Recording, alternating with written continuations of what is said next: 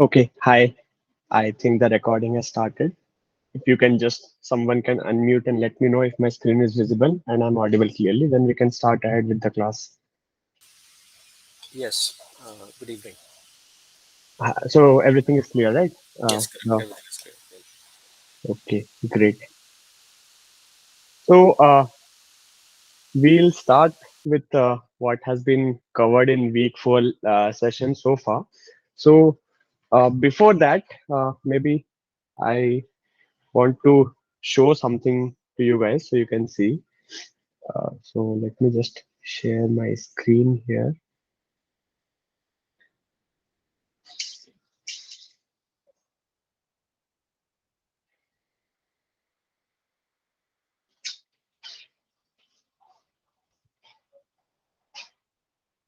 So you guys can see my screen, right? So I just found out some interesting website that people can use to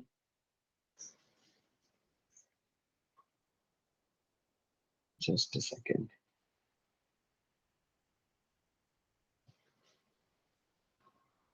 Uh, no, it's not showing accept.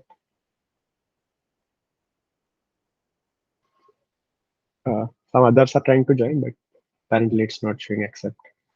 Okay, let's see. Can you share the WhatsApp link to them? Okay.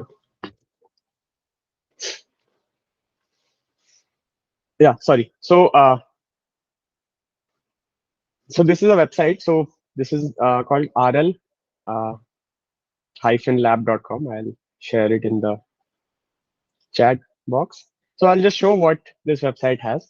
Maybe get a better idea intuitively without coding. Okay, so it's all drag and drop kind of a thing. So you can play around here. So it has the grid world dynamics for an RL problem, which can be solved using dynamic programming, the Monte Carlo approach, and the temporal difference method. I think so far till week four, what we have seen is that we have looked at how dynamic programming approaches work and maybe some intuition behind Monte Carlo, not very clearly. It will come maybe in week five or week six. I haven't gone there yet, but all these grid worlds are there.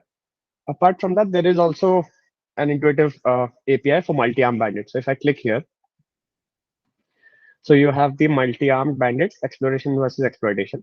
So it's a like an experiment with a similar slot machine. So this is the legend, okay, we have for the slot machine. So if this combination comes up, you get this many points. If certain combination turns up, you get this many points.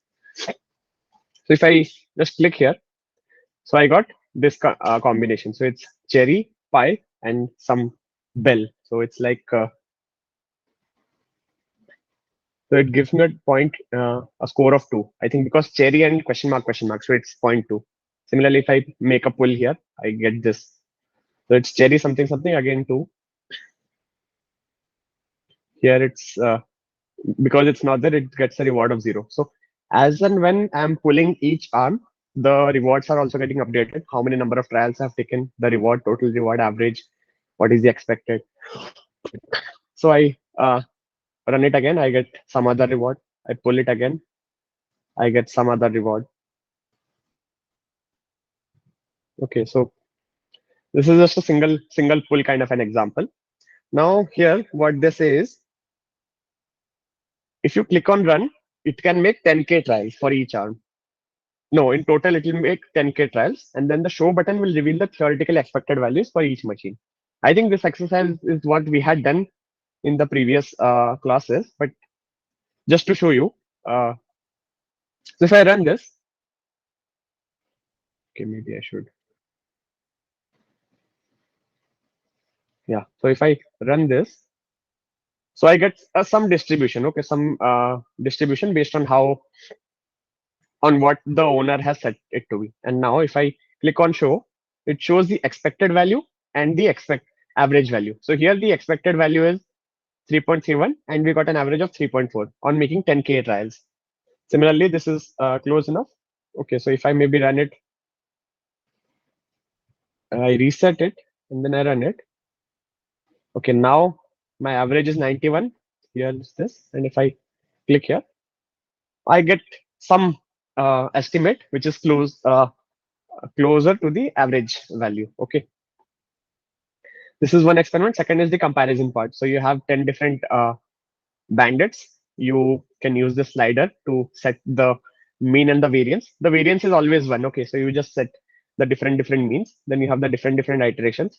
So if you click on non-stationary, then what happens is after each iteration, the mean shifts by zero point 0.5 in either direction. And this happens at each 20% of the iteration. So after every 20% of the iteration is completed, there is a zero point 0.5 shift in the mean. Okay. And then you have the epsilon 1, 2 parameter, the decay factors, decay iterations. So there are two cases here. Okay. So if I click on case one, so my arms get randomly fixed to some mean values. And if I run the reward, so I get the average reward performance. Okay. So this red line corresponds to epsilon 0.1. This is epsilon 0.4. The black one is the greedy algorithm, and the top one is UCB. So what you see is, in this case, which arm is the best arm? Over in this 10 bandit, I can say that this is the best arm, which has the reward of 3, because all other arms have a reward of less than 3. So what we see is that my UCB algorithm converges very close to 3 as compared to my greedy. So my greedy converges to 1.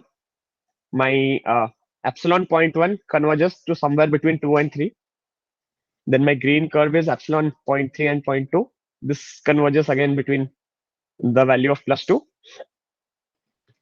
So we see that my UCB algorithm is performing the best in this case. Okay, when there is a lot of variance in the reward. Okay, so each arm has a different reward, and since there is a lot of variance in the means of the different bandits, so different algorithms perform differently. Now in case two, if we set all the arms to be having the same mean, then what do you think should happen? If I run this, I'll get very close to 5 because there is no variance even after 2, 3 samples. You see some small variance is there in the beginning, but after that, all of them converges. Okay. So this is just an intuitive exercise for understanding multi-arm bandit. If I go back, I'll just show how the grid world dynamic programming works. So I click here. Okay. Then, so we have a standard grid world kind of a setup. There are certain toolbars. There are some predefined scenarios. There are some parameters that you can play around with. You can show the max Q value. So what happens is this is a drag and drop kind of an environment. So it's a grid world, which is like a 10 cross 10 grid world. You can drag, you can click and put an agent. Okay. And this is like a goal position. Okay. This is a wall. So you don't want the agent to hit the wall. So agent should go like this. So you can have different configuration. Uh, so we should maybe go to the help page and see what different symbols mean. So robot representing the agent in the grid world. Okay. Yeah, so the robot representing the agent in the grid world. So it's a dynamic programming method since all the cells are computed, but it is advisable to use in order to give a clearer view of the scenario. So that means the robot positioning, the initial positioning doesn't matter because we are dealing with a dynamic programming and we want to find the policy. Policy is basically a mapping from a state to action. So what state we are in currently doesn't matter. We should get a mapping for uh, from state to action for all possible state. But this is just for the representative purposes so that we know where we are starting and to have a clearer view. Wall represents something which is inaccessible. Just a sec. Yeah. Wall represents an inaccessible state. Once encountered, the agent can't cross it. It has to find some other way. So this fire symbol represents the loose state. So once it reaches this place, the episode of the game ends and we say that it's a failure. Then you reset the environment and you start again. So if you hit here, you get a reward, which is defined by a parameter called as loose reward. You set it accordingly. So usually it's -1. So if you reach the fire, it's -1, game over. You start again. This is the winning state. If you reach here, you get a win reward, usually +1. So it's +1, -1, and elsewhere it's 0. This is a tunnel part. So it tells me that if there is a tunnel, it's like a shortcut. So if there is an in tunnel, there is an out tunnel. So if you see a tunnel, you can go inside it and out tunnel will uh, bring you outside some other place. Okay. So what it tells me is that if there is a tunnel, there is like a short chance to get inside the tunnel with some probability. That also can be said. And there is a wind part. So if I'm at a particular state, this states that there is an upward wind. So if I'm at a particular state, I'll be pushed to the upper direction. Similarly, this is a downward wind. This is the left wind. This is the right wind. Again, I can put positive reward. So if I put a plus sign, that means if the agent reaches that particular state, if I want the agent to go to that particular place, it'll get a positive reward. If I put a minus sign, it'll get a negative reward. Some states I don't want it to go. Okay. And there are different parameter bars. So you have a win reward, lose reward. Win probability is 0.7. So that means 70% of the time I'll go in the direction of the wind as compared to what direction I was intended to go. 30% of the time I'll take the direction that I was intended to go to. And 70% of the time I'll take the direction of the wind. Next is the tunneling probability. So if I reach the in part of a tunnel, there's a 90% chance I go inside the tunnel, and there's a 10% of a chance I stay as it is. And then the other parameters. Now, okay, if we go here. So I just reset everything. Now, what we can see is there are some 4 predefined scenarios. Okay, so if I click here, so I get a certain scenario. So the agent is here, the goal is here. Now I want to know the optimal policy to reach the goal. I'll show the Q value, max Q value for each thing, and then I run it. Okay. After running it, what it tells me is that from this state, I should always go up. If I'm here, I should go up or this side. From here, I should always go to the left. From here, always try to go to the left. And it's more or less directing me towards the goal. Okay, so this is a basic scenario with an obstacle, with obstacles. And the obstacle-free path has the highest Q value. All other paths tries to push me towards the obstacle-free path, which is the straight line. Okay. Similarly, same setup, same obstacle, just that there is a downward wind which is blowing. So if I try to go up, there's a 70% chance I'll be pushed downwards. So there's a wind which is affecting my action taking ability. Now, if I run this, you see that instead of always going up, now it is still telling me to go up. But here is what the change you will experience. So here, instead of trying to push me towards the straight line, it's now trying to take a path which is something like this. Okay. So this is a long convoluted path, but this is what the policy tells me. So if I'm here, rather than going towards this side, I should try to take a longer path. This is in the presence of wind. Okay. This is another situation. Next, we go to the third scenario. So here what happens is it's an empty world. There are no obstacles. So there is so agent is here. It has to reach here. There is fire over here. If you go to the fire, you lose. And if you go here, the wind tries to push me towards the fire. Okay. So what my intuition tells me is that the path should be something like this. I should take a longer path and reach here. So to take that, obviously I should have a gamma parameter which is higher. So my gamma is 0.9. If my gamma is 1, then it's a greedy action. I always end up in the fire. Okay. So if I run this, so I am taking this part. Okay. Now if I make my gamma to be 1, see it's kind of pushing me towards the fire. Okay.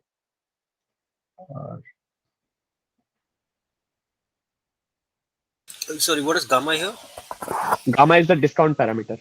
Discount parameter. Okay. So it's like the immediate reward plus the discounted future reward. Correct. Just tell me one more thing. Yeah.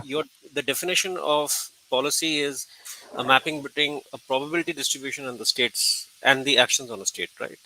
Correct. Correct. But do we do for all these initial discussions? Do we consider it to be a stochastic policy, or do we think no, it's a deterministic policy? Because every time I hear you speak and also Sir Hmm. speak, it looks like you have already determined of an action for a state. So that Okay. confuses me because I'm a little concerned. Why don't you look at probability? That yeah. Okay. So if there is a single arrow, that means it's a deterministic uh, policy. I mean, not deterministic policy. So when we say it's a deterministic policy, what we say is for a given state, there is one action which has 100% probability. Rest all actions have zero probability. So at a given state, I can only take one action. That's what we mean by deterministic policy. That's correct. Huh.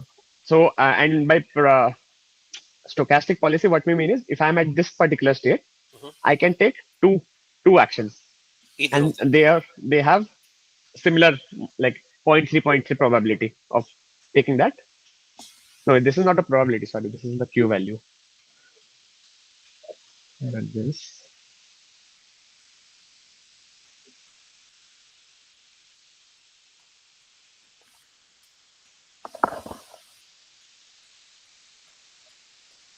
Hmm. This is the value function QRDL. Okay, so V is basically the value function. Okay, here for this particular state, my V is the value for that particular state. Hmm. So for that given block, it's the value that I have. Hmm. Q means my Q function. So Q of S comma A. So for Correct. each particular state, I can take a particular action. So there are four possible actions. So Correct. it's saying that up for up action, my Q value is 0.28. For right, it's 0.25. Down is 0.35. Left is 0.28. And P Hmm. is probability. So probability, it's saying that to go right or to go down, it's a 50-50 probability. But for up and left, it's zero here in this case. Okay, so for up it is zero and for left also it is zero. Is it? Yes. Yes. Yes. So And do these distributions, the probability distributions, do they change over time or they always remain constant? so that depends. Like, so here we are always, when we are solving an MDP, like for the context of this course, the probability distribution is stationary. It doesn't change with time. Okay, okay. This is what you explained last time also. Sorry. Yeah. Yeah. Yeah. So for this case, it's stationary with respect to And time. just for my understanding, if you consider Mm-hmm. it to be stationary, um, Hmm. how do you come to know the initial values? How do you identify this to be? In this case, it is point zero. Sorry, it is x y z. So how do you determine the initial values if you're not re-evaluating it every time? Initial value of what? Probability. Yeah, probability distributions for these actions. Oh, initially you take it to be uniform, right? Okay, you take All it. of them have a uniform chance of getting selected. And then what happens? Why do they move to these different numbers? In the sense, in this case, it became zero and one, and Oh, okay. So yeah. you're saying how do you define the? Yeah, so that is one important aspect, right? So whenever we are defining an MDP, which is we have a start and we have some states and we have some actions, Mhm, and the probability with which we take that particular action. So mhm. usually what happens is that transition probability is given to us in an MDP, and that's like a design choice. Or you mean to say, as part of the definition of the MDP, Yes, I will have the probability distribution of all the actions of that state. of all the state, action, state, next state transitions. Okay, okay, So after this, we'll do sure, one exercise problem. So maybe this will make it clearer. So sure. usually, what happens in real life situations, you don't have access to that because you don't expect people to give you this transition probability. So that's where RL comes in. So it's something that we are trying to remove. That without the need for a probability transition function, we are trying to solve the MDP using RL. Okay, and it's the last part. So okay, so this is a tunneling kind of a problem. So you should go here and get out of here and reach here. So if I run this, so this is how my policy looks. So everywhere else, it is trying to push me towards this tunnel. So here it is trying to push me the down or left. And here it's telling me to go inside the tunnel. And here, after it goes out, it reaches the uh, goal state. Okay. So you can try around different configurations. Maybe this one is something that uh, we'll maybe touch up later on. In subsequent weeks when we do Q learning and stuff. So now if you see, if I only consider row 10, 8, 9, 7, and I remove this rows 1 to 6, okay, so you take this rectangle, this small rectangle. So I can say that this is a deterministic policy in this, if I only take this state. right? Because there is a deterministic action, right, in each particular state. If I consider only this part, not a row 6 and above. Okay. So okay, we'll define what is deterministic policy later. Just hold on. We'll actually look into this when we start this thing. Okay, so I think this thing I wanted to show in the beginning. Maybe we can close this and start.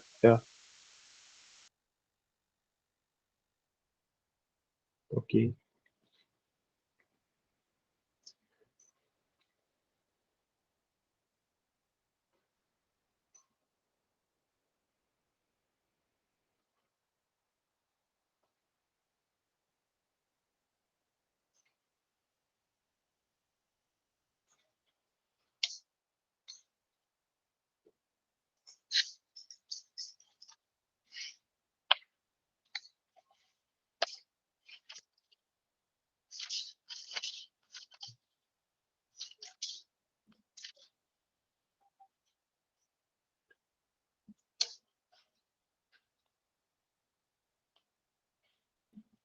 Okay, so this is an MDP modeling problem that I have found somewhere. We will try to model this MDP so that the definition at least becomes clearer.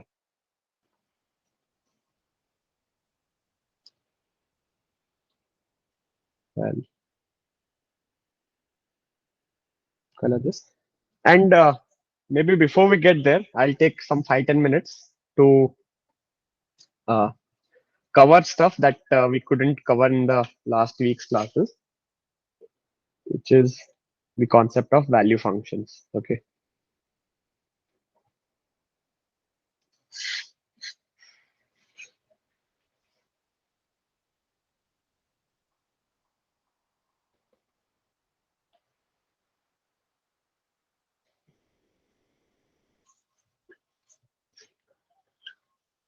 So what do we mean by a value function? So we define our value function as my v of pi of s is my expectation of the return gt given st is equal to s. Okay. And I think you guys know what we mean by a return, right?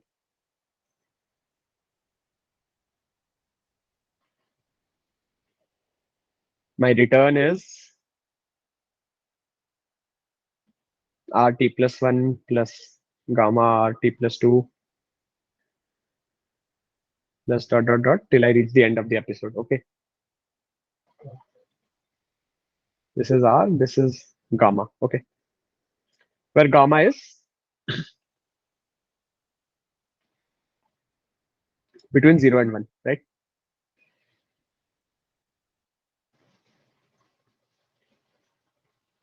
This is there. Now, intuitively, what a value function mean here is that, okay, I'll try to draw this. Uh, let's say we have a state S, okay, for which we want to find the value function. And from state S, I can take, say, 3 actions, okay? So this black bubble, I'll call it as the action. So I'll say that from state S, I can take action A1 of 1.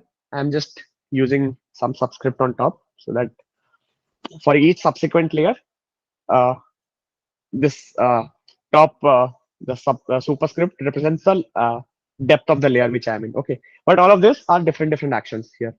So this, okay. Or maybe I should just go back to the original one. So it's like A1 prime, then A1 double prime, and then A1 triple prime. Okay. If I take this action, I'll reach state, let's say S1 prime, S1 double prime, and state S1 triple prime. Okay. Now from here, if I take more actions, so I'll have, let's say, one particular action I can take from here. So whatever state I'll reach, I'll call it all to be S2 with this S2 prime, S2 double prime, S2 triple prime, and S2, yeah, something like that. Okay. So here what I'm doing is I'm starting from state S. And starting from state S, I'm trying to do a rollout of the trajectory. It's like if I start at state S, if I take action A1 prime, I go to state S1 prime, then I go here, then I go here, then I go here. So when I say I'm trying to do a rollout, it means I'm trying to uh, think of or sample different trajectories. So till the end of the episode, I can have multiple different rollouts, and for that particular rollout, I compute the return. Okay, so for rollout one, I have some return GT of one. For rollout two, I have a return GT of two. So here I collect different returns for different rollouts and so on. So when I say GT, when I say return, it means that it's the expected future reward that I can get when I start from state S. Okay. Now, once I do that, I have a bunch of different returns for different rollouts. I'm taking an expectation of that value. So when I take an expectation of that value, I get the mean return that I get when I start from state S. So I circle this here. Okay. So this thing represents my V pi of S. Or if I want to put it more intuitively, this kind of tells me uh,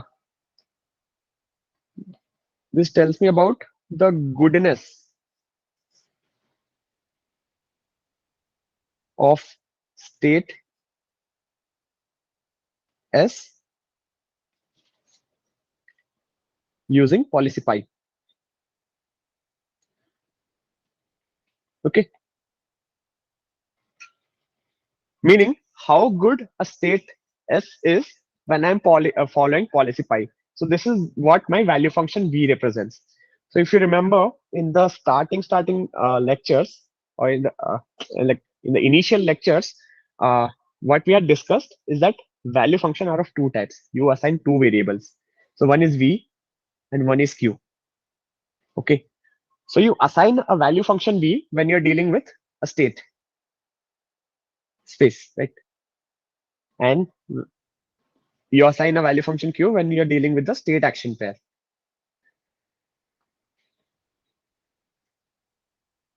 I should use space here. Okay. So this is a different variable notation. Whenever I'm talking about a state, I'll use the variable V. Whenever I'm talking about a state and a corresponding action, I'll talk about Q. Okay. So now that I've defined what I mean by V pi of S, naturally, next question that comes up is, or next thing that I should define is like Q pi of S comma A. Okay. And this is defined as the expectation following policy pi. I think here I didn't mention that. Following policy pi, the return given ST is S and AT is A. Okay. You uh, start at state S. Okay. Diagrammatically, again, if I start, you start at state S, and the first action that I take is necessarily A. This is something that I'm constraining. I start at state S. The first action that I take is A, no matter uh, what it leads me to. My first action is necessarily A. So this is A, this is A, this is A. From here, say I reach state S1 prime, then S1 double prime, S1 triple prime. Similarly, I start unrolling the trajectory. So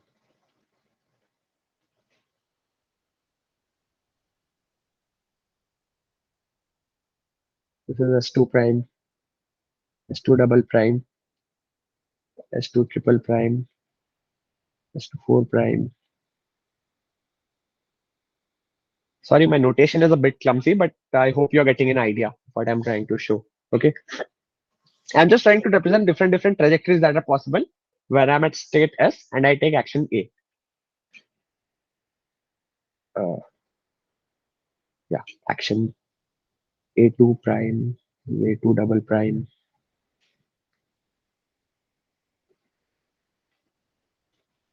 Okay, different actions, possible actions that I can take. Again, I get the return GT for each trajectory that I have. I store it in memory. And then once I have a bunch of trajectories, I compute the return and I compute their expectation. So what I'm trying to basically evaluate now is this bigger box over here. So it's like, you can think of it as the goodness of taking action A while being in state S following policy pi. Okay. So these two are the two different types of value functions that we have covered so far. Okay. Now, before completing the definition of an MDP,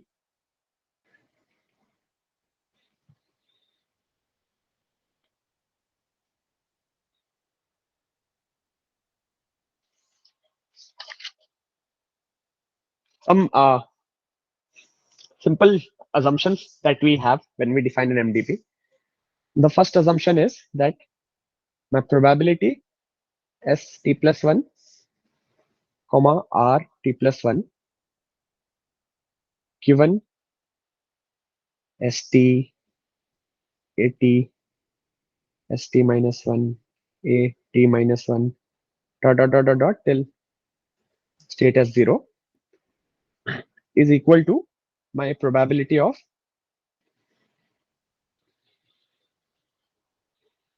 ST, comma R t plus 1 given state ST. Okay. So this is the first assumption that we have. So this kind of assumption has a name. So any idea what do we call this assumption? Markov assumption. Correct. So this is a first order Markov assumption.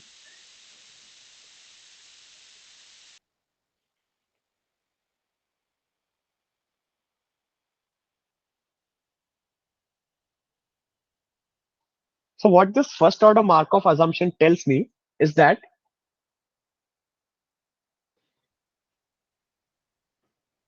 to compute the probability of going to state S with some given reward, I only need the information till state ST. Whatever happens before that is irrelevant to me. Or in another word, I can say that the entire history of the trajectory is somehow encoded in the state space ST. So all previous histories are like irrelevant for my purpose. So all I need to look at is that for going to state ST plus 1, I only need to be concerned with what happened at state ST. So this is the first order Markov assumption.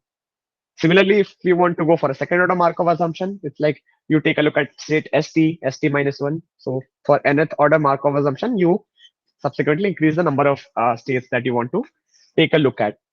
Okay. So this is one assumption. And the second assumption is that my ST plus 1 is S prime.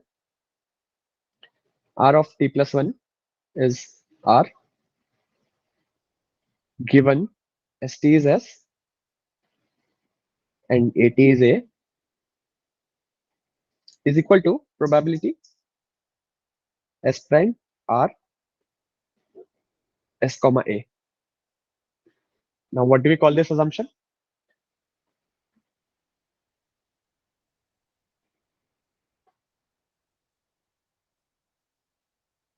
Stationary. Yeah, sure. It's called the stationarity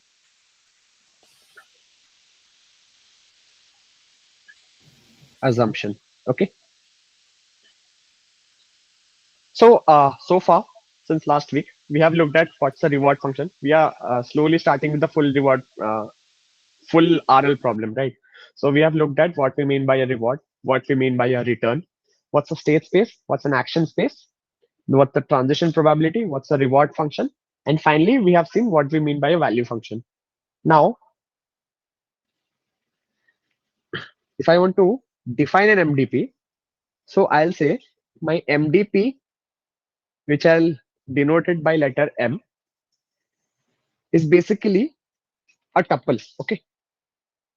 So this tuple consists of S, which is my state space, A, which is my action space.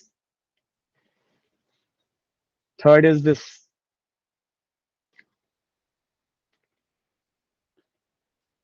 the stationary probability, transition probability function that we have, along with the reward function.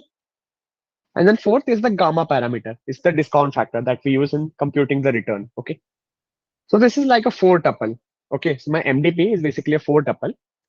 Now, if on improving on this further, what I can say is this transition probability part that we have for the states and the reward, I can try to decouple it. Okay. So my reward computation and the state action state transition is separate. I can decouple it and write it separately.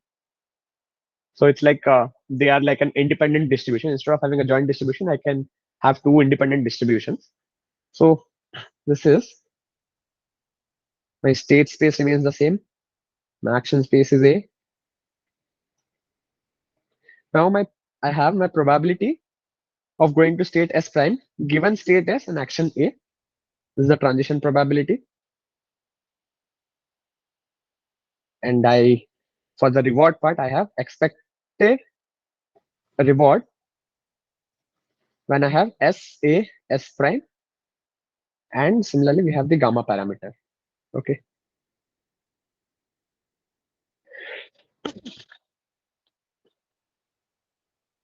So this constitutes an MDP. Okay, it's a five tuple. So an MDP definition consists of these five things. Should highlight this.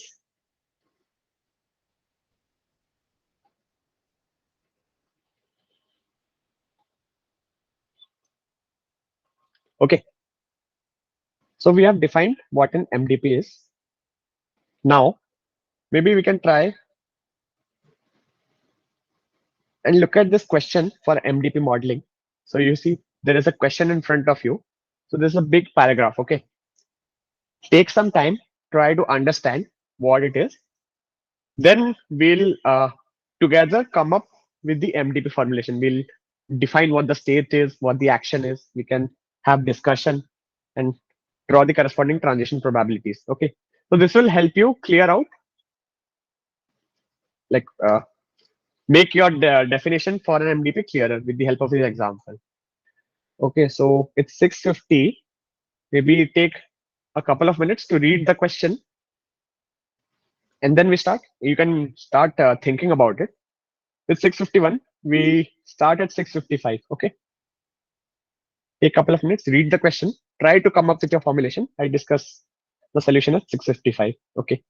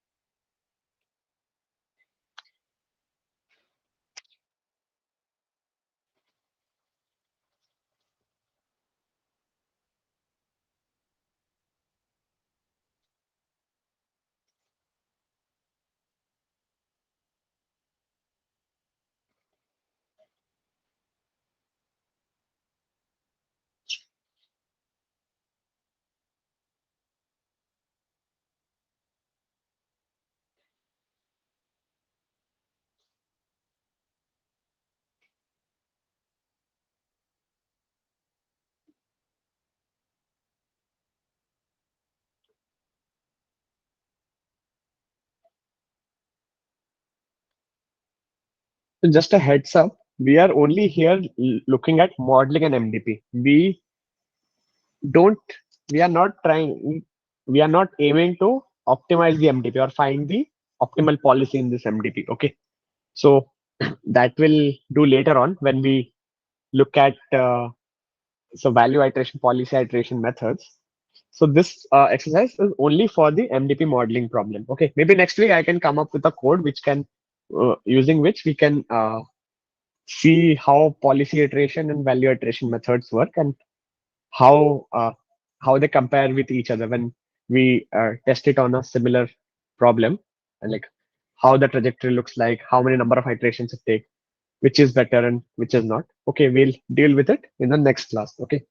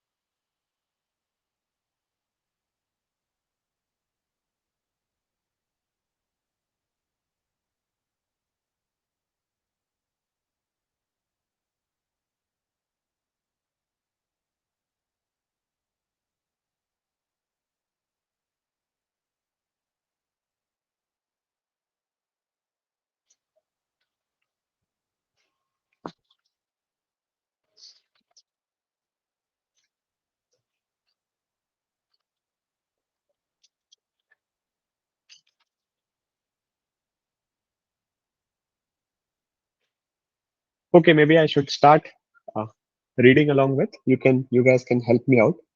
Okay, with defining what the states actions are. Okay, so you are a manager of a local zoo, and it has come to your attention that the one and only zoo monkey has taken to begging for food from the visitors. So interestingly enough, the visitors will react to this by purchasing a banana from the zoo's kiosk, which they will proceed to gift the monkey. Since zoo is going through hard time, you wonder whether this pattern of behavior can be used to increase the zoo's income. So each banana nets a total of £1 income, and your resident monkey has informed. So your monkey expert has informed you that the monkey's behavior depends on whether or not it is sleeping or how hungry it is. So the following modes of behavior for a monkey can be diagnosed. So one, it's sleeping. Second, it's sated. Sated means it's satisfied with itself. Okay, it's content. Third is hungry, and fourth is furious. Expert has provided some information on how the monkey's behavior will change, whether or not it was fed a banana 10 minutes ago. So there are some pointers on the right side. So there is a 5% probability a monkey will wake up during 10 minutes of sleeping. So monkeys are always hungry when they wake up. That means if the monkey is sleeping, there's a 5% probability it will wake up. Okay. Then if it does not receive a banana, a sated monkey will fall asleep with a 50% probability. Similarly, remain sated with 25% probability and get hungry with 25% probability. If sated monkey doesn't receive a banana, it will either fall asleep or remain sated. A hungry monkey that does not receive a banana has a 30% chance of getting furious and will otherwise remain hungry. If hungry monkey receives banana, it has a 40% chance of becoming sated and so on. Okay, so there is a bunch of information. Maybe we should start, okay, defining it. So when I start here, so I say my monkey state.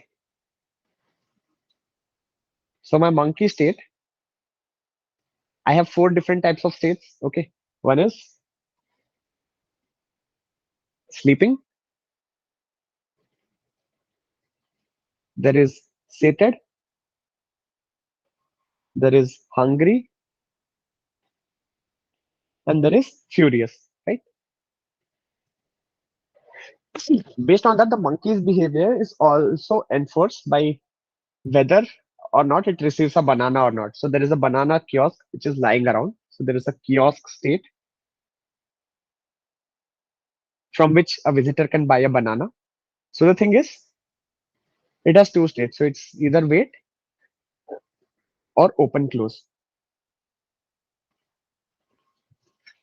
So if a banana crate is open, you can close it. If it's closed, you can open it, or you can try to wait. Okay. So these are the two states.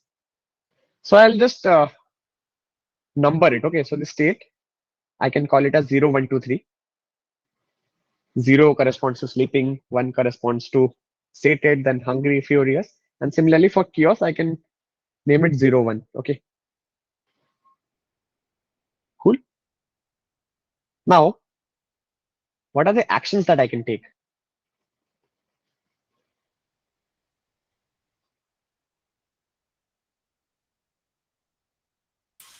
Feeding the monkey with banana is one. Yeah, so I think this is the action. Okay, so this kiosk is the action that you can take. What is a kiosk? This is the banana where you take the banana out, is it? Yeah. Okay. So from where you take the banana, it's the kiosk. So you can either wait or you can open or close the kiosk. Okay. Here. The visitors will occasionally react to it by purchasing a banana from the zoo's kiosk, which they'll proceed to gift the monkey. Uh, the explanation maybe is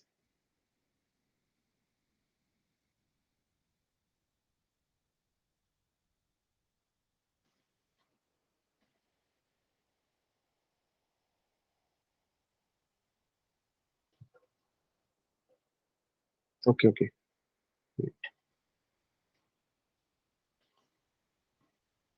So the kiosk has two states. Okay, it's open and closed.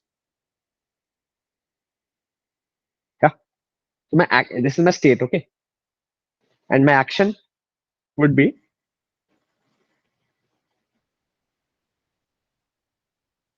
so either open or close the kiosk. Okay, so if I open or close the kiosk, that means I'm taking a banana. If the kiosk is open, I can take a banana from there. Okay, and if it is closed or something, I don't do anything. I just wait. This is clear? Or maybe you want to define some other kind of an action. That also is fine.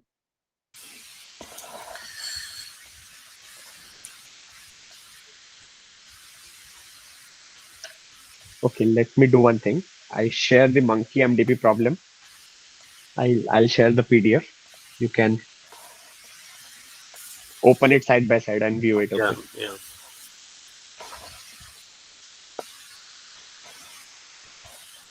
Okay.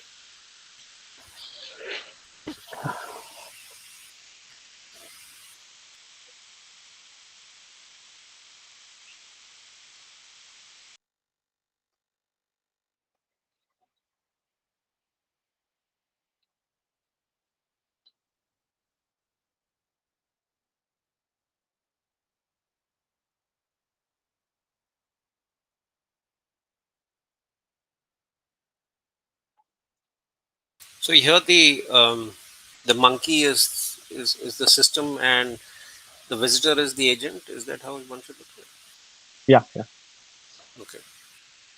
So the monkey and the kiosk is the system. Okay.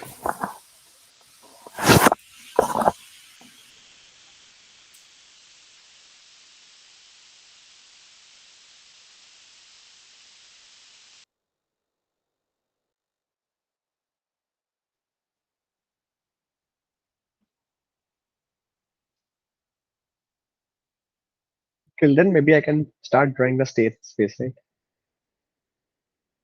So it's in the 0, 0. 0 means the first variable indicates the monkey state. So my state I'll define as this. Okay. So it's S of M comma K, where M belongs to monkey state and K belongs to the kiosk state. So the monkey is sleeping, sated, hungry when the kiosk is open, and similarly when the kiosk is closed. Okay. So maybe I should use a bigger surface to draw this.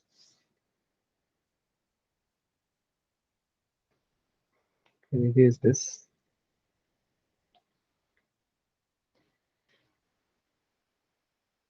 So this is S00.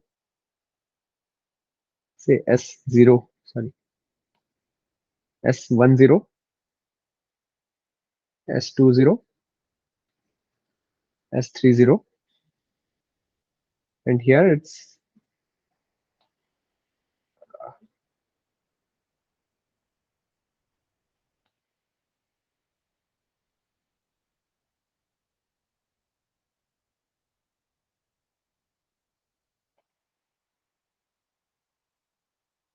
okay.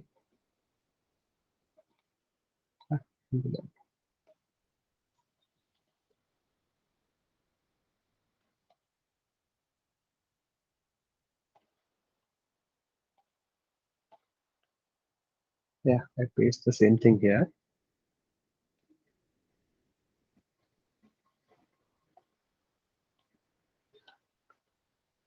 and say this is S01, S11, S21, and S31. Okay. So the monkey state when the kiosk is open and the monkey state when the kiosk is closed. Okay, these two columns correspond to that. So these are the state variables. Now, action. What should be my action in this case?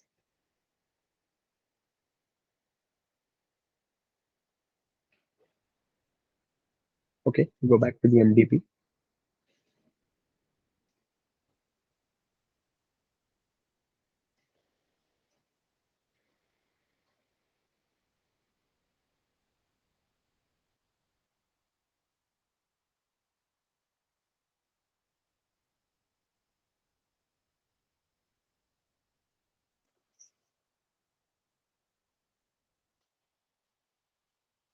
Also notice that there is no reward that is mentioned here. So we have to come up with some rewards also No, for each. but it does say that, right? Each banana nets a pound income.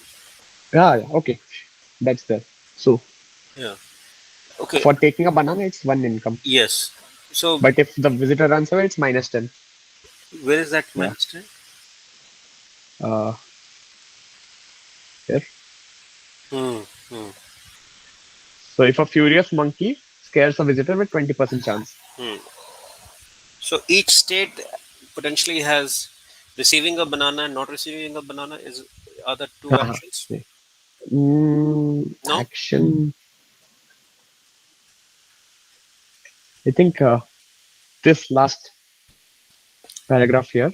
Lastly, you know the opening or closing the banana kiosk takes 10 minutes, and that no banana are sold when the kiosk is closed. So to take a banana from the kiosk It should be open. when it is open, so opening and closing of the kiosk, is it? Is that the action? That's a state. So the action is you either wait or next is open slash close. So the reason that I'm combining open and close is because there is only one action that you can take. Like opening and closing is more or less the same action. Okay.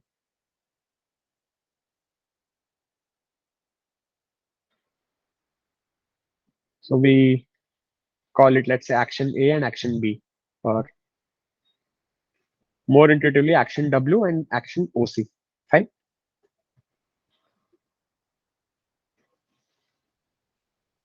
Now let's look at the transition. Okay. You want to help me with that? How transition should be? Sure. Yeah. Yeah. Let's go through that. So the first statement is there's a 5% probability that a monkey will wake up Mm-hmm. during 10 minutes of sleeping. Hmm. So I would think that in the sleeping state, you should have Hmm. something which comes back to this, or in the sense, doesn't do a state transition but loops back to the same state. That would mean sleeping, 95%. yes, something like this. And it says it is 5% probability. So it's 95% it is staying in the sleeping state. I say it gets a reward of zero when it is sleeping. Okay.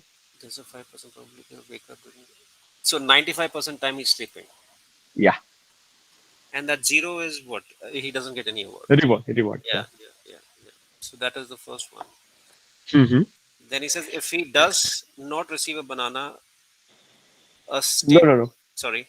There's a 5% chance, right, to Yeah. So wake up then where does he go if he it hungry. There's a 5% chance he wakes up and he's hungry. yeah, so that would mean he goes from From sleeping to hungry hungry, state. hungry. But there are two of them which are hungry, which are one right. So either so it could be either on the immediate bottom or it could be diagonally one and two, right? I do the same here. It's 0.95. Yeah, yeah, yeah. Now hold on. What does 0 1 mean? Where? No, why did you do this? Shouldn't you? Here. Yeah, shouldn't you be transitioning from to hungry state? There's a 5 possibility there. Yeah. So hungry is 2, right? Yes, hungry is two. Okay. Yeah. So it's 2 0 and 2 1. Okay. Yeah. First statement is clear. The action that I have taken is, what is the action? I don't do anything. It's like W, right? This action is W action. Correct? Yeah. It's wait action. I'm not doing anything. It's the monkey's own behavior. Mm-hmm. Okay.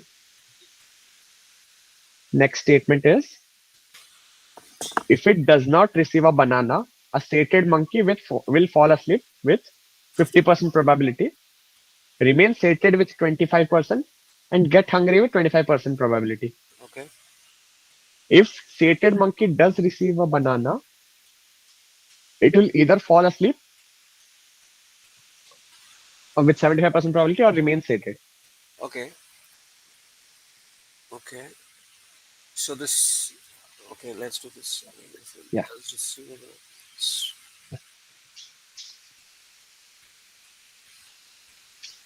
so he could either come back to himself or he go to the hungry state, or he So could there's a actually, or he could actually go back to sleep state. sleep. Huh? If Yeah. it doesn't receive a banana. Yeah. Yeah. So the transitions are Yeah. from sleep. No, no, hold on.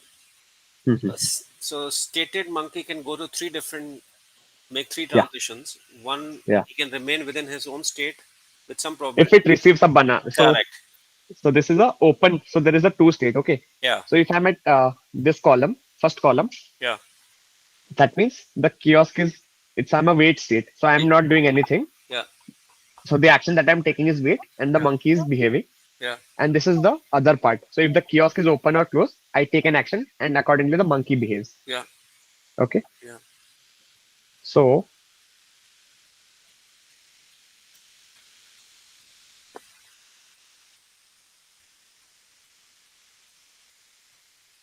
how should it look like?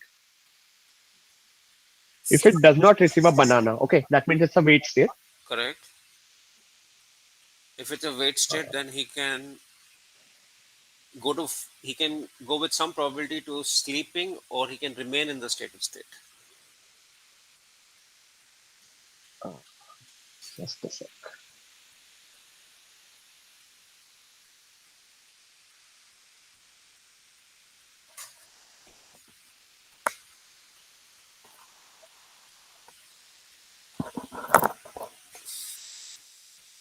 Tell me one thing: is there a need to Yeah. model the chaos state at all, or could we just go get away with this modeling monkey state and have the actions as Oh, open you should be right. If it kiosk is is open or closed, the action changes. The monkey's actions? behavior also changes. Okay, okay. Hmm. Okay, what should I do now? I'm also stuck. And okay, let's go through the second one again. Yeah. It says that if it does not receive a banana Hmm. and it is in the stated state, so from the stated state, he can either go fall asleep with a probability of 50%, or he can remain within the stated state with a 25% probability, or he can move Hmm. to the hungry state. So there are three state transitions possible with some probabilities, right? Yeah. So one is One uh, is that he remains in the stated state with probability. with probability 25%, Okay. or he goes to And the sleep state with probability of 50%. we go to sleep state with 50%. Sorry, handwriting is a bit bad. And the last bit is he could go to the hungry state with a probability of 25%. So sated, it remains sated Yeah, so he stated, here and here, yeah, right? yeah, yeah, So this is 50%. and that is the other Reward one is, 0. and the hungry state is 25%. Okay. So Okay. And this is this is when you don't receive the banana, ha and wait state. wait state. Yeah. And A if wait he, action. Sorry. yeah, if he does receive the banana, Yeah. then there's a possibility that he goes to sleep with 75% probability, Mm-hmm. and with the rest of it, he will remain in the stated state. So the action is he receives the banana. Haha. He's in the stated state. When he Yeah. is in the stated state, Yeah. he will goes to sleep at 75% probability. So the action When is, it sorry, the action is he's received the banana, and the state is in the stated state. The outcome of probability is that he could either go back to stated, or he could go back to stated, or he could fall asleep, and fall asleep with 75% probability. So that's easy, right? Uh, just a second, I'm trying yeah, to figure. sure. Uh,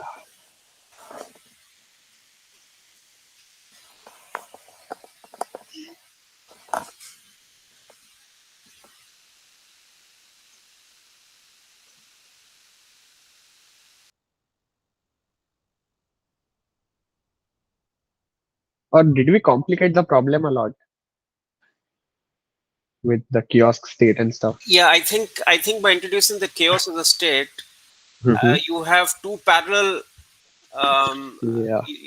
so if we actually had removed the chaos, and Mm-hmm. just retain action as wait and open, which in some sense is similar to, you would actually have just four of them, and then you could transition between them. So maybe we can take the action to be banana and no banana. Yes, banana or no banana, that is an action. Okay, let's do that. Let's simplify the problem. That's better actually.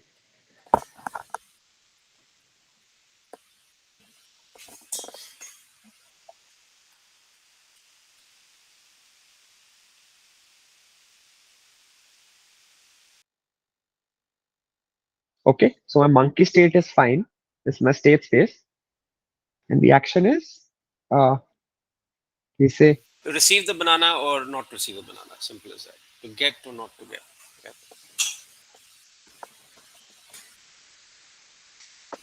or we say like banana no banana. Yes, Okay, banana no banana. Banana no banana, that's okay, correct. Yeah, okay. So it's banana and no banana. that's correct. Now I think it simplifies Yeah, a lot. Can draw a bigger state. We'll call it sleeping. I copy paste here. Copy paste. Copy paste. Okay. Uh,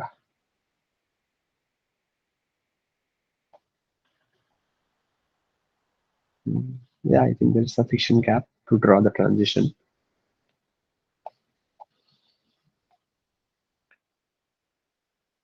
So this is the sated state. This is the hungry state. It's the furious state. Okay. Okay. We start again. Uh, First thing is 5% chance monkey will wake up. That means 95% chance monkey will remain in that state. Okay, let's not talk about reward right now. We'll define it later. So this is a 0.5% probability. Okay. Next is if it does not receive a banana, a monkey. Uh,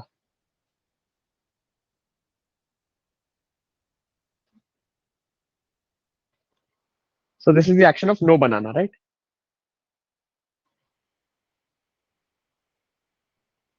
So I would think, but he doesn't explicitly say that. Sorry, You're correct, but I don't know if he says that. Does he say that there's no banana? There's a 5% that will wake up doing it. it's monkey is sleeping, no? That's correct. You're correct. So, So the action is no banana, and the hmm, transitions are 95% 0.9. back to sleeping and 5% to hungry. I think this is clean. Yeah, This is clean. yeah. Yeah. Then, if it does not receive a banana, a sated monkey will fall asleep with 50% probability. Correct. So the action is no banana, Okay. and the state is stated, Yeah. and the transition is 50% probability to move to asleep, Or it goes, it remains in sated, it goes to hungry, and it or goes it to goes to sleep. sleep. Sleep. And this is when the action is no banana. Correct. And the probabilities are 50%, 25%, and 25%. 50% is sleeping. Sleeping. Okay. And the rest of the two are 25 and 25. Then the Okay. right, the second, no, the next one. Yes, Yeah. 25 and 25. So this is clean. Okay. Clean. And this is If no banana. sated monkey, this is no banana. No banana. If sated monkey receives a banana, it will fall asleep with 75% or remain sated. Correct. Correct. So now the action is Banana. banana, and the transitions are sleeping and stated. And here you have 75% and 25%. This is also Okay. clean. Yeah, this is clean. Next, Then you have a a hungry hungry monkey monkey that does not receive a banana, has 30% chance of getting furious and and otherwise remaining hungry. okay, so 30 and 70. 30% chance of being furious. Yes. So this is the action of no banana. Yeah, This is no banana. So it's a 30% chance of being furious and and 70% chance of being hungry. correct. Okay. And the other action is if the hungry monkey receives a banana, it has a 40% chance of become going to sleep, else Mhm. he stays in hungry state with probability of 60%. Oh, so it's 40-60. 40, 60. So you So, have one like this and the other going to sleeping. okay. And this is 40, 60. Maybe I should have used some other color. Let's try. Hmm.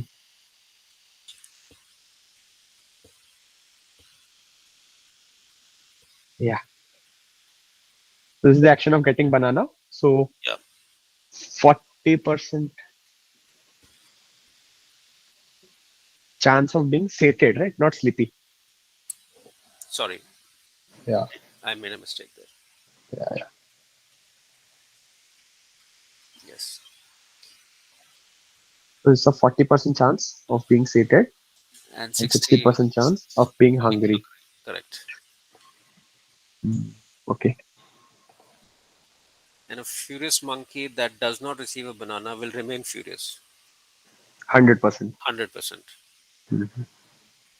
And if he does receive a banana, 40% he still remains in hungry state. Furious monkey that does not receive a banana will remain furious. That's correct. So from here, if it's no banana, action is no banana. So with probability 1, Correct. he'll stay in the same state. And if it gets a banana, 40% chance of being merely hungry, 10% of sating it, and 50% of furious. Yes. So 50% furious, 10% sated. stated and 40% hungry. Okay, so this is Point action 4. of banana. This Yeah. is 40% uh, hungry, 10% 10% stated sated, and furious and is 50%. okay, So this is this is your, also fine. this is the improvement. Uh, Now last one, a furious monkey might scare a zoo visitor with 20% chance. You are told this is a negative impact on the reward. So Another they. expert lets you know that visitor purchasing and giving banana depends on the monkey state. Okay, so this is the monkey's behavior, then there is a visitor behavior.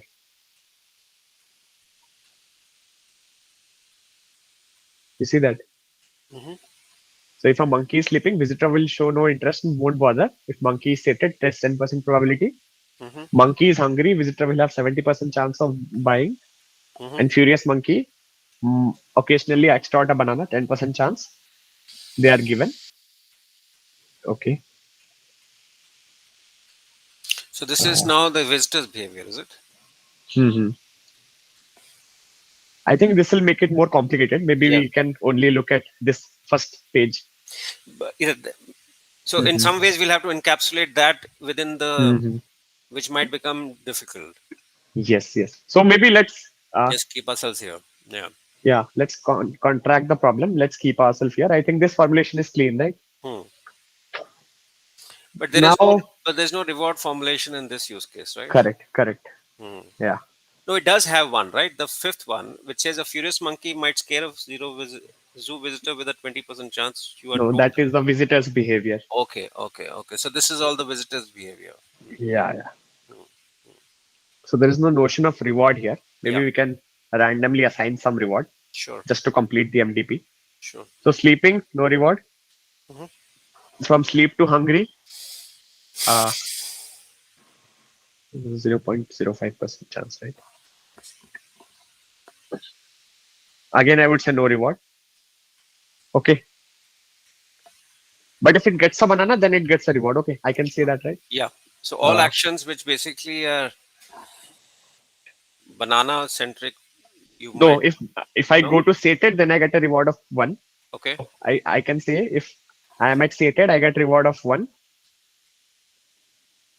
And if I'm sleeping, I get a reward of, sorry, sated is two and sleep is one. And furious is -1. And hungry is zero. Okay. Some, let me make it cleaner. Mhm. So if I'm sleeping, the reward for sleeping, I'll say is, I think the highest reward should go to sated. Yeah. So the reward for being sated is two. Reward for sleeping is one. Reward for hungry is zero. And the reward for furious is -1. Okay. This is fine. Sure. Okay. So if I'm sleeping and I go to sleep, I get a reward of Zero. one, one. Here I get a reward of zero. Okay. Hmm. From sleeping to hungry. Because the reward is always on state st plus one, right? That's why we have Okay. rt plus one. Okay. Here, for being sated, I get reward of 2, comma 2, I write. For sleeping, I get reward 1. For hungry, I get reward 0. Okay. Similarly, 6.75.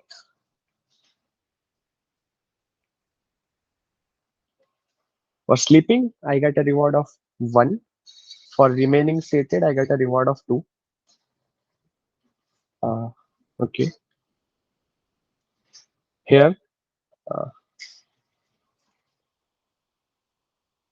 this is zero point 0.6, right? Hungry is this. Sated is 2. Here it's 0. This is -1. And this is 2.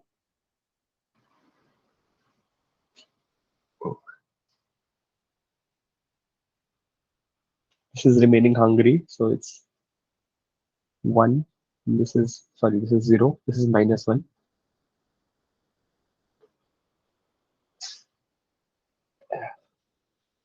Yeah, I think this completes the MDP formulation, right?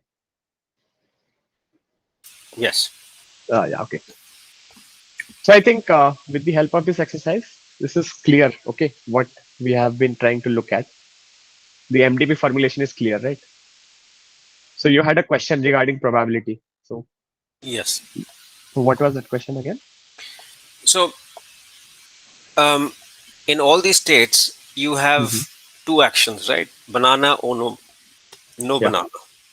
Now, if I understand correctly, your policy is in each state, it is going to tell me what's the probability of taking banana or not banana. Is that not how a policy is defined? A probability Yes. Yes. distribution for an actions that you can take, correct? Yes. Yes. So if I look at the sleeping state, you have two actions, banana Hmm. or no banana. So how does one come to know what is the probability of, if it is non-deterministic, then what is the probability of that? And how does one learn the probability of either of the actions? So what probability is policy, right? Pi of A Correct, given S. correct. So how does one know whether it is 50% of going of banana or no banana? How do you do that? So that's why we need that the whole reinforcement learning formulation, right? Okay, The idea of RL is we want to learn a policy.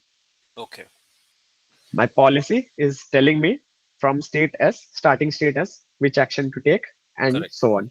Okay. Yeah, So yeah, based on the policy, I sample an action yes. or I take the max of that. Okay. So that's what my policy tells me. So there are different methods to come up with policies. So because usually you don't have the policy given to you beforehand. In this example, it is Hmm. given to you beforehand. But usually what you do is you keep doing it Okay. multiple number of times. You draw an estimate Okay. of the policy. Like you remember the value Hmm. function based method. So my policy is basically the argmax of the value function, right? Of the Q function, R max of the Q function or R max of. That was for the bandit problem. Okay, okay. Okay, I'll clear this out. Please. Maybe we should. Okay, thanks a lot. No, I'll clear this out. Just it's something that is there in week 4 content. I'll quickly start. Okay, so that the V and the Q are clear. So we now define something known as the. Okay, no, not here. Yeah, here. We are trying to look at something known as a Bellman equation. Okay,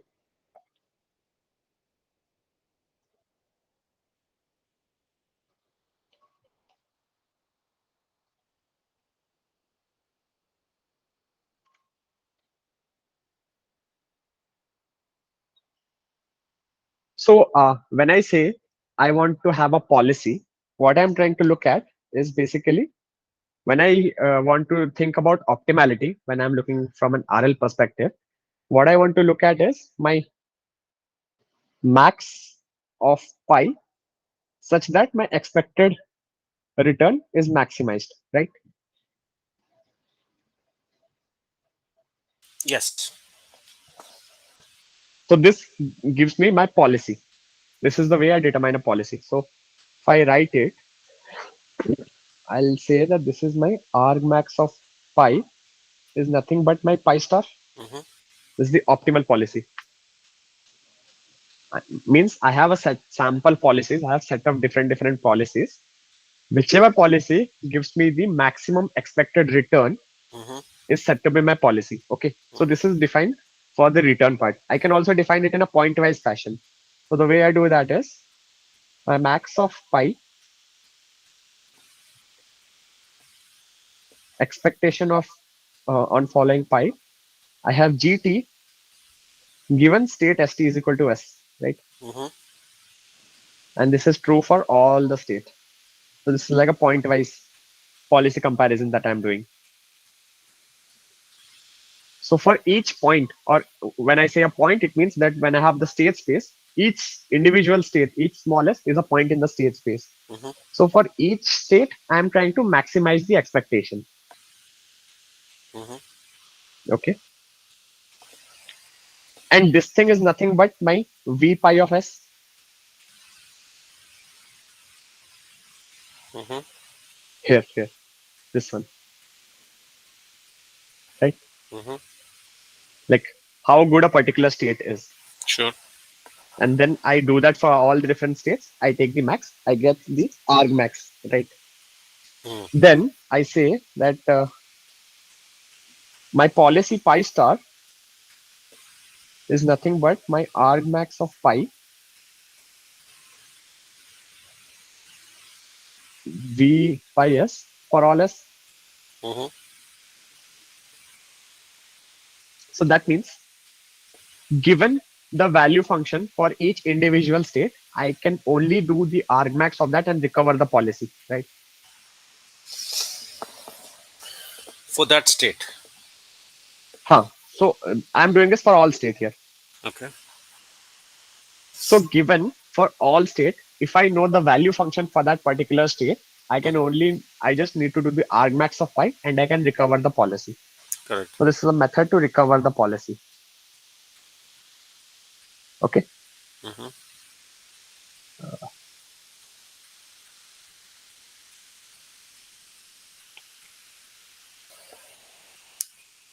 Let's say this is a policy recovery kind of a thing.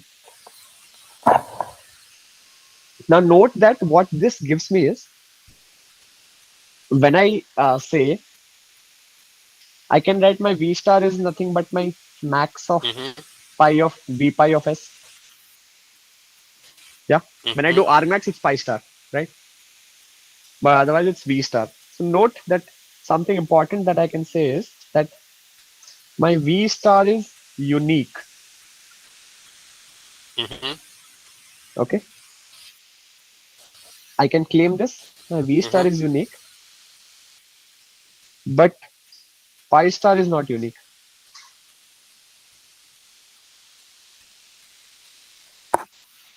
Okay. This is a claim that I'm making, which the professor has made in the class.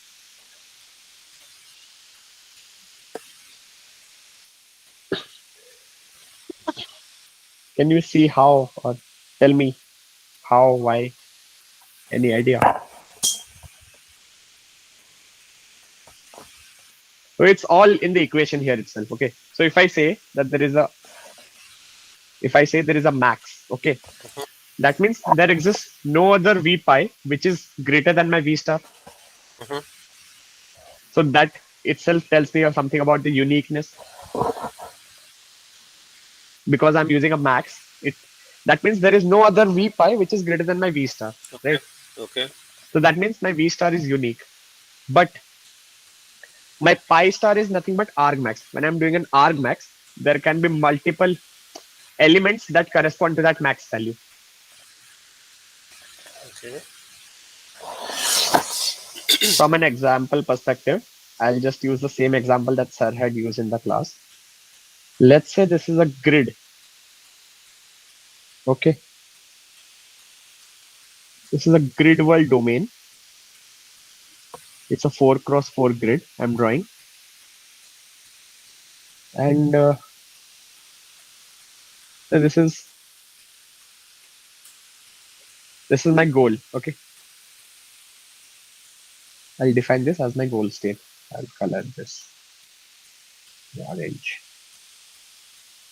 Okay. This is the goal state. So when I say I'm looking at for my policy is nothing but a mapping, right? From each state to the goal. So let's say I'm at this particular state. So my policy will tell me to go here, right? Correct. Similarly here, same, Mm-hmm. same. And if I'm here, it will tell me to go up. Okay.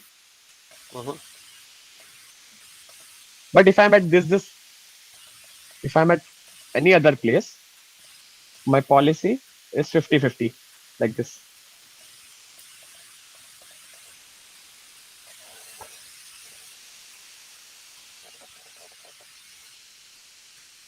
right? Mm-hmm. That's correct. Now, notice that for going to the goal, uh, if I start, let's say from this position, no matter what kind of path I take, I'll reach the goal in the same number of same number of steps. Repeat that if you don't mind. This once more. If I start from the diagonally opposite corner, Uh huh. if I follow the policy, Mm-hmm. irrespective of whatever path I go, according to the policy, I'll reach the goal in the same number of steps. Okay. You can see that, right? Yeah. Yeah. I have to go up three times and I have to go right three times. Okay. So that means for that particular, for each particular path, my value function would be the same. This is what my optimal policy gives me. That means the value function corresponding to each policy would be the same. Okay. It's the path of least cost or the highest value, right? Yeah. So you see that I can have multiple paths, but they can have the same value function. That's correct. So you're saying multiple policies can have the same value function. Correct. Uh, That's why we have this argmax, right? okay. Whenever I use a function argmax, then it doesn't necessarily guarantee a uniqueness. Okay. Okay. So let's say I have an array, okay, and I want to find the maximum element of that array, Mm, and it should return to me the index of the maximum element. So let's say, uh, just from an understanding perspective, let's say I have an array. It's 1, 4, 9, 5, 9, 2, 3. mm, Okay. So here, if I want to find the max element, so my max element is 9. You can see that. mm, But if I want to find the argmax means which index, which position has the max value. So there are two positions. mm. Hello. So this is why argmax doesn't give a unique solution, right? Understood. So while my V star is unique, my pi star is not unique. So I can compute the policy if I know the value function, and if I optimize the value function, like, then I should get the optimal path. Yes. Okay. Now it all boils down to how do we compute the value function. This is what we'll look at. So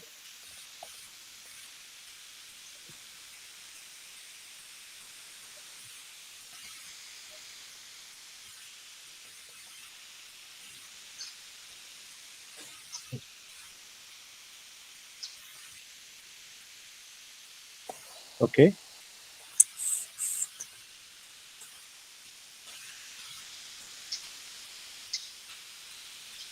So my value function v pi of s is my expectation of gt given state st is s, and my value q pi s comma 1 s comma a is expectation of pi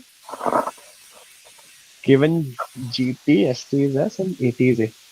Okay, this is the definition of the value. Now I'm just I can write it like this. My v pi of s, I can write it as r t plus 1 plus gamma r t plus 2 and so on, given st is equal to s, right? Mm-hmm. Which is equal to me saying this is expectation of r t plus 1 plus gamma times my value function of s prime Mm-hmm. given st is s. Okay, it's like a one step reward and then the value function of the next state.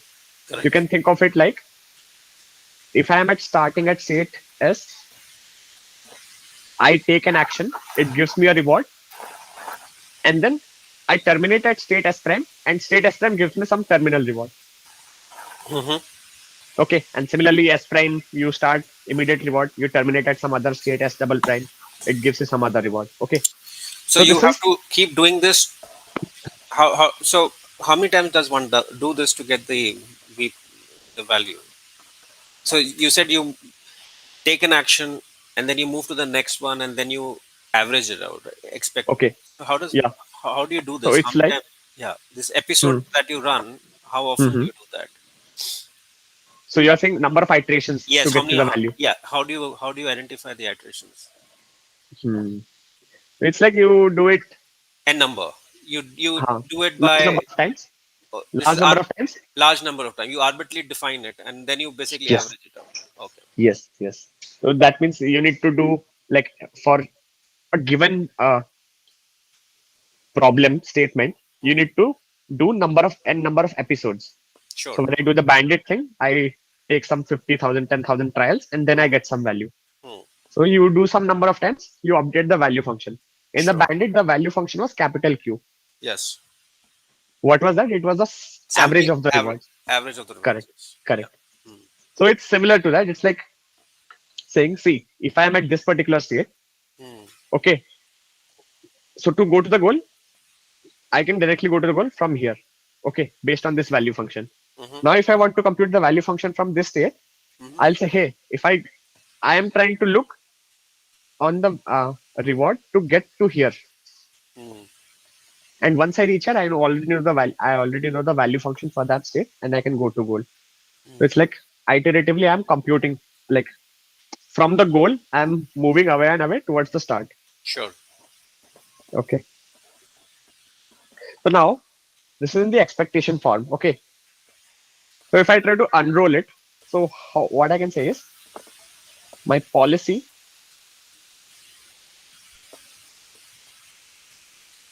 So this is basically the probability of taking action A in Hmm. state S, Yes. and then the probability I actually end up in state S prime. Hmm. Okay. And once I get there, this is nothing but my Reward. the immediate reward, Yeah. SAS prime plus Plus gamma gamma times times of V v pi S prime of s dash. Yes. S dash. And this is conditioned over all S dash, and this is conditioned over all action. So, sir, the Mm-hmm. second probability is very clear. The one, if you can mark that out, this is the one that we saw in the MDP also, right? This is Yeah, how. yeah. This is, hey, what's the probability of going from state S to S dash when an action is taken? Action A is taken. Yeah. Yes, yes. So, uh, what is the left one? That is the policy, is it? That is the probability of taking Probability of taking an A action in when you are in state state S. S. Yes. Hmm. And you are All saying possible actions I can all take possible, from state all, S, and yeah. all possible S prime I can go to. I'm summing over that. That would be one. What thing will be one? The whole probability of all the actions that can be taken on a state is one, right? So, So if I sum P S prime S comma A individually, it's one. If I sum policy pi A given S for all S, it's one. yeah, understood. But this is a complete thing. This won't be one. Which is This is not the one. expectation. The This is whole not a. thing won't be one. Yeah, yeah, understood. Understood. Okay. So this is the expectation. So this expectation, I've unrolled it out. So when I say expectation means from state S, I can do unrolling this image. If you remember, I can do unrolling of the different uh, trajectories that I can take, Hmm. and based on that, the return I compute, I Hmm. average that.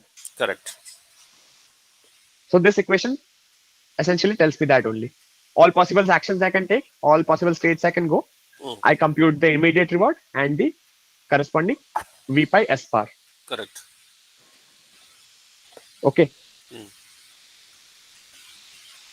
So this is my V pi of S. So what this tells me is that my V pi of S is dependent on V pi of S prime. That's correct. I mean, V pi is dependent on another V pi. Hmm. So this equation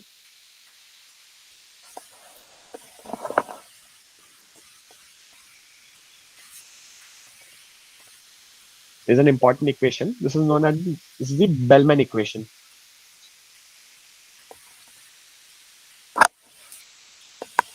for v pi. This tells me basically a method to compute my v pi based on the v pi of the subsequent state that I'll go to. Mm. Okay. Mm. Similarly, if I can write for q pi s comma a, Then the first attribute will disappear, right? yeah, Because you already selected the action. correct. Mm. In the q function, I necessarily take action a. Mm. So this summation goes away. So I'm left with s prime Mm. p s prime s comma a, Mm. and remaining the expected immediate reward plus gamma. What should I write here? Same thing, right? Pi v of pi s dash. Yeah, but I don't want v again because I'm writing q on the left side. Oh, you don't want. Oh, So my v is nothing but a prime pi of a prime given as q pi of s prime a prime, right?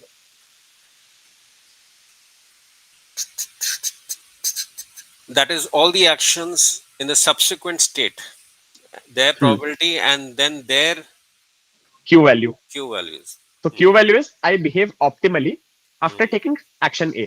Correct. Understood. V means I behave optimally from state S. Q is I behave optimally after taking action A. Mm. Okay. Mm. Or not optimally, I would say it's like I'm taking the looking at the action, like how good a particular action is. Correct. Okay. So, what is the use case of this? If you have v of pi, and then you have a q of pi, when would you do A and when will you do B? What is A? What is B? A is your v of pi, that is value Hmm. function with v, and then you have another value function with an action determined. Why Yeah. these? What is the use of either? In the sense, when will I use one and not the other? I'll tell. Just hold on. So this is Bellman equation for Q. And notice that from here, I get some ancillary equation. Okay. So this is,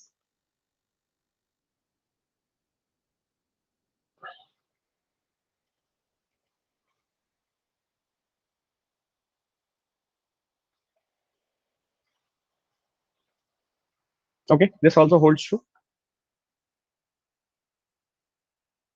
right? Uh,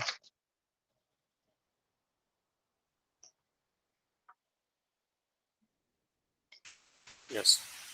okay. So this is a Bellman equation. I'll tell you the difference why V pi and Q pi when Q pi is useful over V pi. I'll tell you that. Just before that, I need to define few things so that it will be clearer to you. So here, if you see, just look at V pi. Okay. So I have a system of linear equations, if you can see, right? My V pi is dependent on the V pi S prime. Okay, so it's a linear equation.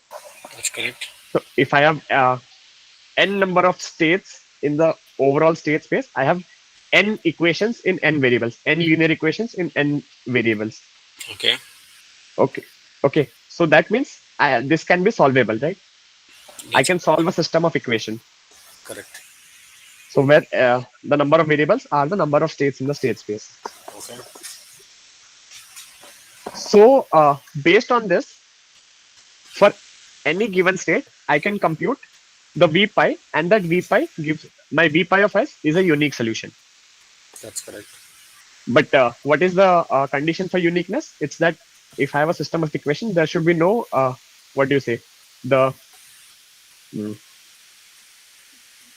the corresponding indices should not be same, right? There is some condition. Otherwise, you have some infinitely many solutions or So, no solution. so the rank of the matrix should Correct. be equivalent to the columns Dimension. dimension. Dimension of the matrix. Yeah. Okay. So So they that should be will they should be linearly independent of each other. there should be linearly independent of each other. So that will show. Hmm. Just hold on. That also will show.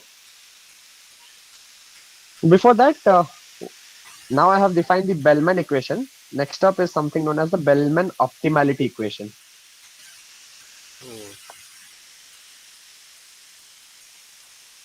So far, what we were seeing is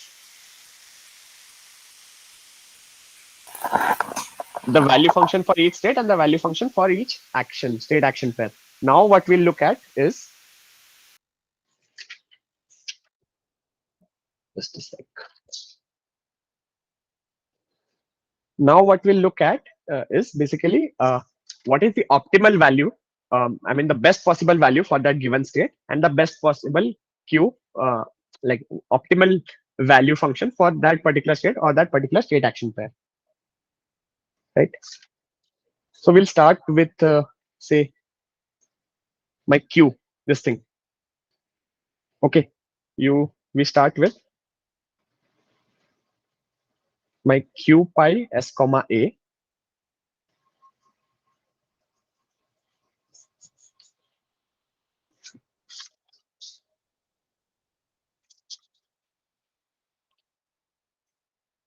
So what my Q pi s comma a tells me is that I take action A and then behave optimally. Correct?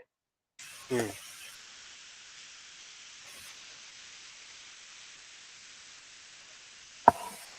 So here, same thing I'll do. So I'll define my Q star of S comma A is nothing but I had this thing, right? S prime P of S prime given S comma A, and then the expectation of R given S A S prime plus gamma times V pi of S bar, right?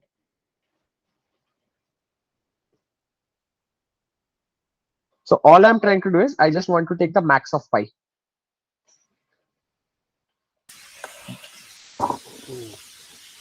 That should give me the optimal Q value, correct? Correct. Now notice if I am looking at the max operator, so this max operator is only applicable where there is a pi possible, right? So it's only applicable, let's say here, my max of pi V pi S prime, correct? Correct. I can remove that. And finally, I can write it as my Q star of S comma A is P S prime given S comma A for all S prime. And this is the immediate reward plus gamma V star of S prime, right? So this is the Bellman optimality equation for Q star. And similarly for V star, it's again the max of V pi, right? Which is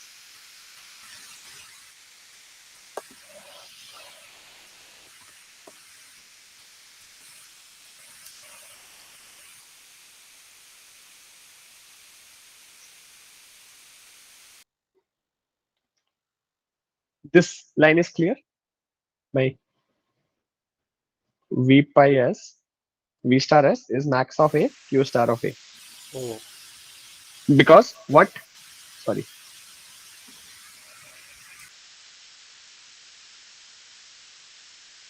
this is Q star of A. Because what my Q star tells me is that given at state S, I first take action A and then behave optimally. Okay. But what my V star tells me is that I should take the optimal action. I should behave optimally from state S itself. Q star tells me I behave optimally from after taking action A. So what if I maximize that action? I optimize the first action that we take. So that gives me my V star of S,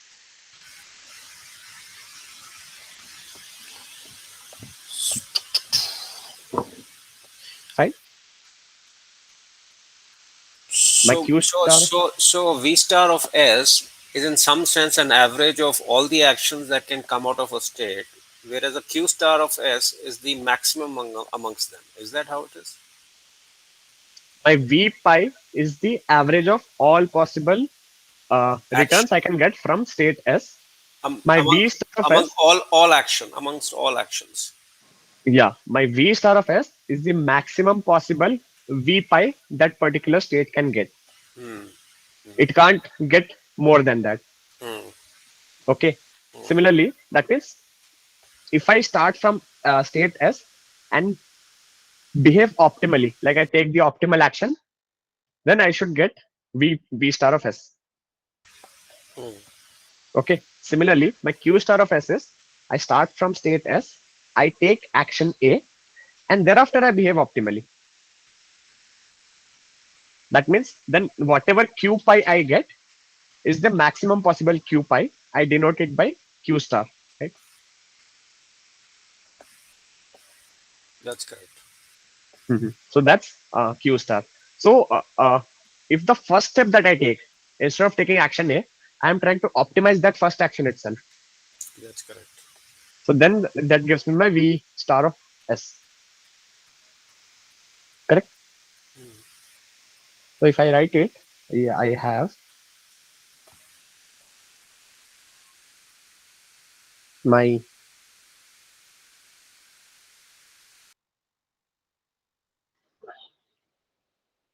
V star of S is max of A, and I'll just write down this Q, my Q star A, right? So it's the same thing. I'll just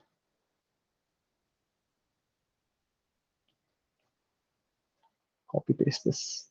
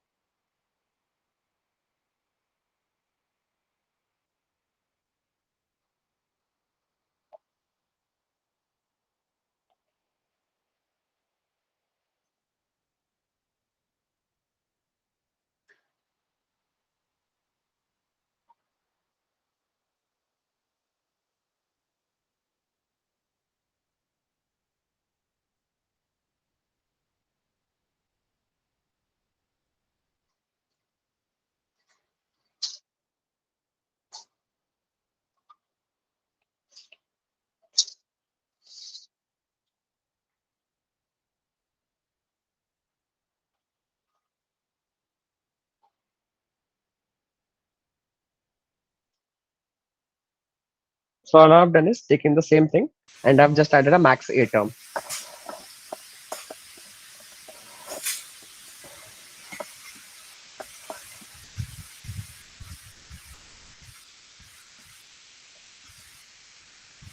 And that gives me my Bellman optimality equation for V star. Okay.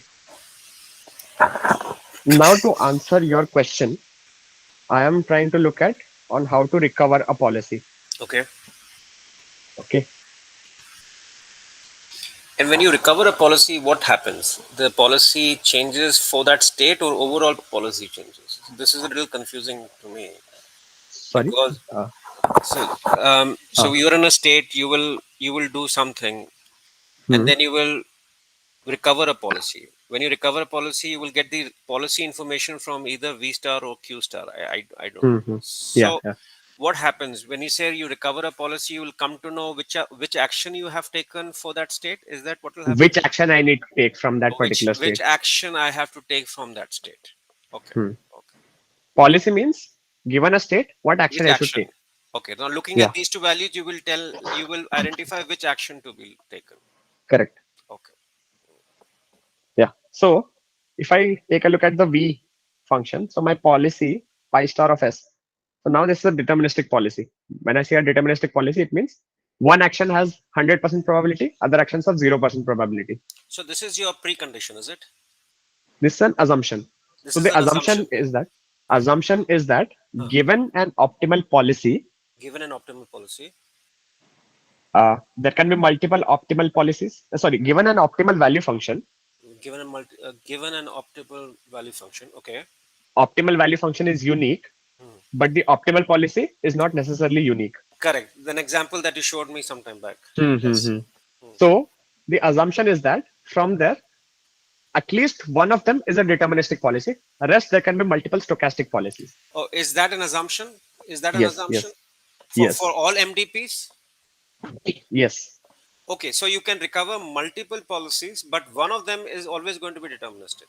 Yeah, I can have stochastic policies, but for the simplicity part, we Ah, are only concerned with a deterministic policy. and what is so simple? Okay, hold on. So you are saying that Mm-hmm. as part of a solution for an MDP, Hmm. when you do identify a policy, an optimal policy, you can have multiple of them, but one of Hmm. them is for sure to be At least one of them is sure to be deterministic. okay. Yeah. Okay, okay, understood, understood. Okay. So when So you now, now recover a policy, you are going to recover a deterministic policy. hmm. Acha, theek hai. Okay. So this is nothing but my deterministic policy is what? It's my argmax of A, V star of S, right? Which is argmax of, if I write it down, which given S prime probability state S prime S comma A and the expectation R S A S prime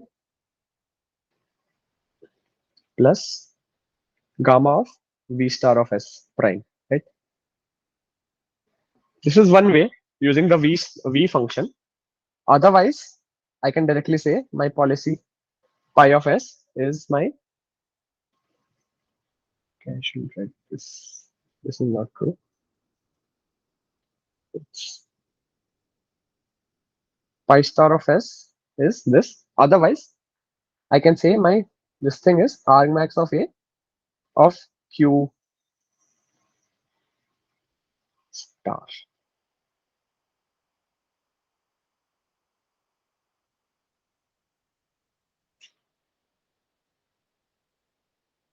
Okay. What it tells me is that